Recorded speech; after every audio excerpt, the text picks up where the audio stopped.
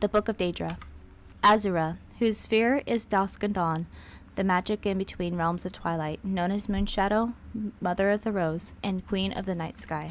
Boethia, whose sphere is deceit and conspiracy, and the secret plots of murder, assassination, treason, and unlawful overthrow of authority. Clavicus Vile, whose sphere is the granting power and wishes through ritual invocations and pact. Hermaeus Mora, whose sphere is scrying of the tides of fate, of the past and future as read in the stars and heavens, and in whose dominion are the treasures of knowledge and memory. Her sign, whose sphere is the hunt and sport of Daedra, the great game, the chase, known as the huntsman and the father of man-beasts. Malakath, whose sphere is the patronage of the spurned and ostracized, the keeper of the sworn oath and the bloody curse. Merun's Dagon, whose sphere is destruction, change, revolution, energy, and ambition. Mephala, whose sphere is obscured to mortals, known by the names web spinner, spinner, and spider, whose only consistent theme seems to be interference in the affairs of mortals for her own amusement. Meridia, whose sphere is obscured to mortals, who is associated with the energies of living things. Molag Bal, whose sphere is the domination and enslavement of mortals, whose desire is to harvest the souls of mortals and to bring mortal souls within his sway by spreading seeds of strife and discord in the mortal realms. Namira,